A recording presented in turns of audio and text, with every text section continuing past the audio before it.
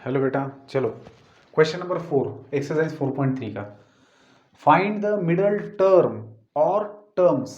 देखिए टर्म करके आगे ब्रैकेट के अंदर एस लिखा है। फाइंड द मिडल टर्म और terms in the expansion of this.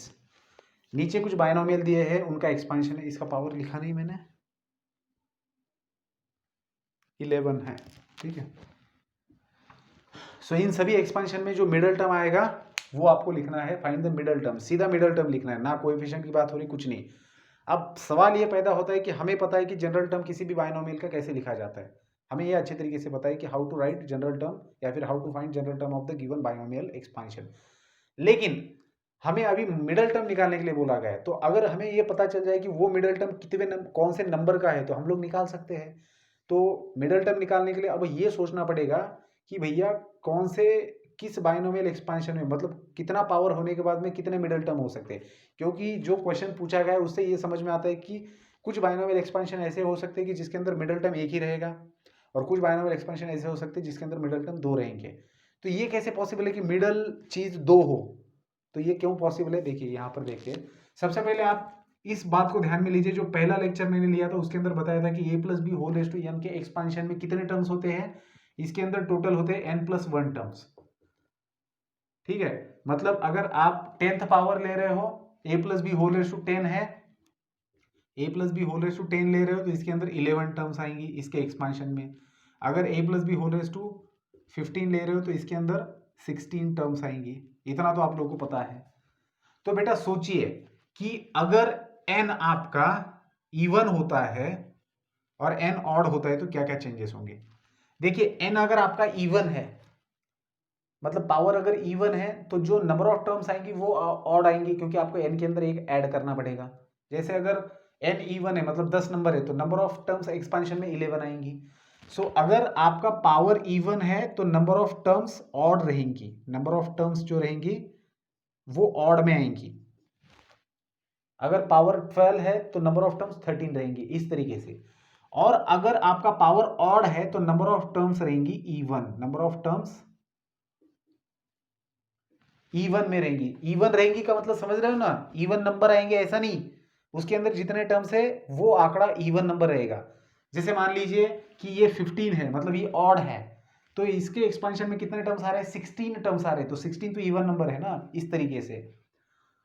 तो इस चीज को समझिए कि आपके बाइनोमियल के अंदर जो पावर दिया है वो इवन है कि ऑड है। अगर पावर इवन है देखिए तो नंबर ऑफ टर्म्स ऑड आने वाली है, और पावर ऑड है तो नंबर ऑफ टर्म्स इवन आएंगे। अब होता क्या है, जब आपके एक्सपांशन में नंबर ऑफ टर्म्स ऑड होती है तो उसको एक ही मिडल टर्म होती है, ओनली वन मिडल टर्म।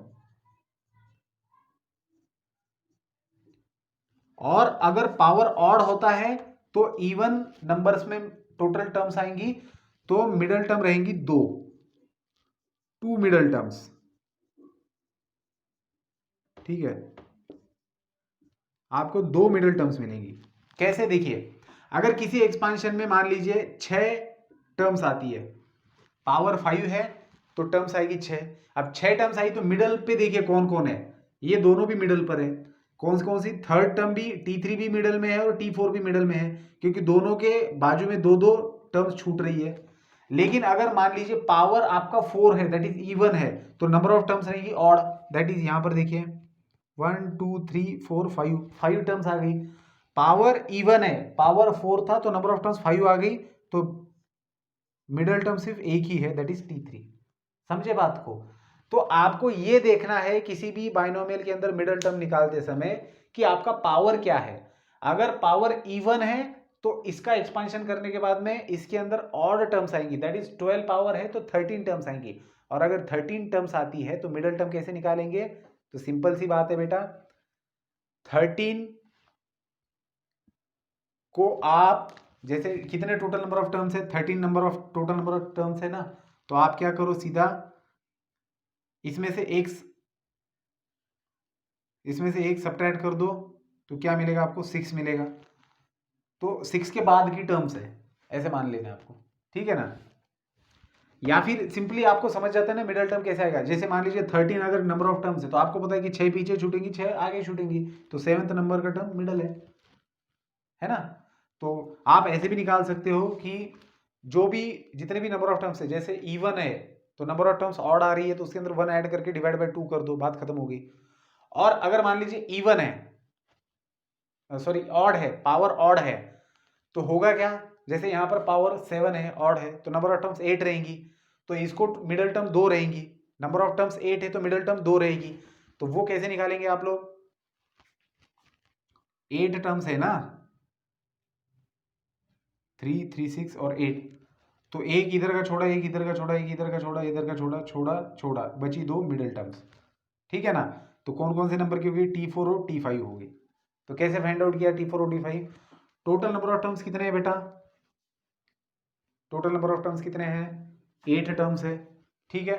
तो इवन टर्म्स है, अब उसका मिडिल टर्म निकालना है, तो कैसे निकालेंगे मिडिल टर्म, 8 को सबसे पहले तो डिवाइड करो, 8 को डिवाइड करेंगे 2 से तो मिलेगा 4th, that is the middle term. और फिर 8 के अंदर 2 ऐड कर दो और उसको डिवाइड करो 2 से, तो जो मिलेगा मिडिल टर्म। अगर ऐसे नहीं समझ में आता तो डायरेक्टली भी निकाल सकते हो, क्योंकि ज़्यादा बड़े पावर होते नहीं है, ठीक है। तो अगर बातें समझ में आ गई है तो देख लेते हैं कैसे सॉल्व करना है। तो एक बार टर्म का पता चल गया है तो फिर तो जनरल फॉर्मूला यूज करके, जनरल फॉर्म यूज करके आप सीधा टर्म निकाल सकते हो। जैसे मान लीजिए पहले एक्सपांशन के अंदर आपके पास क्या दिया है, बायनोमियल है x by y plus y by x raise to 12, ठीक है। अब आपको इस बायनोमियल एक्सपांशन के अंदर मिडल टर्म निकालनी है, तो हमारा टारगेट ये है कि कौन से नंबर की टर्म मिडल टर्म है ये फाइंड आउट करना, तभी आप जनरल टर्म का फॉर्मूला अप्लाई कर सकते हो। तो कौन से नंबर की टर्म मिडल टर्म है ये हमें देखना है, तो सबसे पहले हम पावर की तरफ देखेंगे। अगर पावर इवन है, देखिए जो भी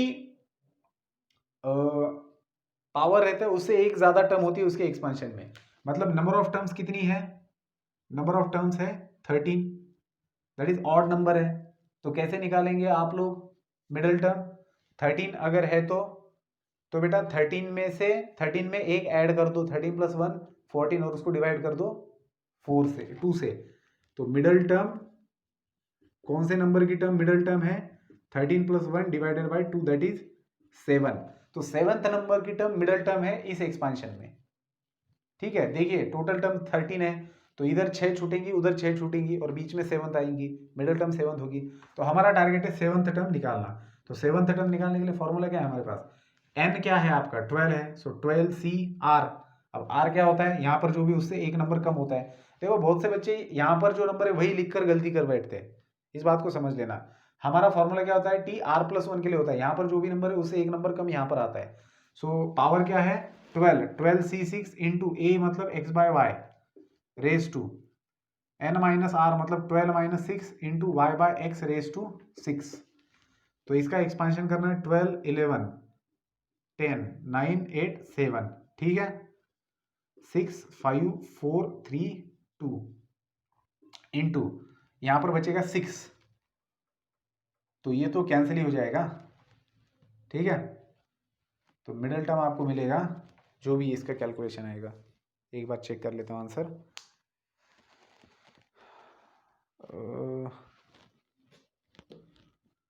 जी बिल्कुल, तो आप ये 924 इसका आंसर आता है, कांस्टेंट आता है, मिडिल टर्म कांस्टेंट है इसके अंदर। अब इसी प्रकार से आपको बाकी के क्वेश्चन सॉल्व करने हैं, जैसे मान लीजिए फिफ्थ वाले को देखेंगे, अब यहाँ पर नेगेटिव है तो भूलना नहीं बी की वैल्यू नेगेटिव लेना। जैसे फिफ्थ के अंदर x raise to 4 minus 1 by x cube दिया है रेस टू 11, अब बेटा ये ऑड नंबर है तो इसके अंदर टर्म्स नंबर ऑफ टर्म्स बनेंगे 12। अब 12 नंबर ऑफ टर्म्स है तो मिडिल टर्म कौन कौन सी रहेंगी, देखिए 5 इधर छोड़ दो 5 उधर छोड़ दो, मतलब 6th और 7th नंबर की टर्म मिडिल टर्म रहेगी, है ना। तो मैंने आपको बताया भी था कि मिडिल टर्म की नंबर कैसे फाइंड आउट करना है, अगर इवन है तो 12 को 2 से डिवाइड करना है दैट इज 6 नंबर की टर्म, और 12 में 2 ऐड करके उसको 2 से डिवाइड करना है दैट इज 7 नंबर की टर्म। तो T6 and T7 are middle terms in this expansion, इस एक्सपांशन में T6 और T7 मिडिल टर्म आएंगी, क्योंकि पावर ऑड है तो नंबर ऑफ टर्म्स इवन आएंगी, और नंबर ऑफ टर्म्स इवन है तो 2 मिडिल टर्म मिलेंगी।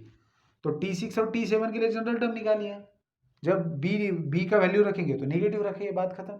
जनरल टर्म निकालना तो आता है हमें, समझ में आई बात। मतलब सिर्फ और सिर्फ जनरल टर्म के ऊपर डिपेंडेंट ये इतने वैरायटीज के क्वेश्चन है। सबसे पहला तो जनरल टर्म निकालना, फिर आता है कोएफिशिएंट निकालना, फिर आता है कांस्टेंट टर्म निकालना जो कि एक ही तरीके के क्वेश्चन है, और फिर आया मिडिल टर्म निकालना, समझ में आया। लेकिन इन सभी के अंदर हमें जनरल टर्म का यूज करना है, ठीक है।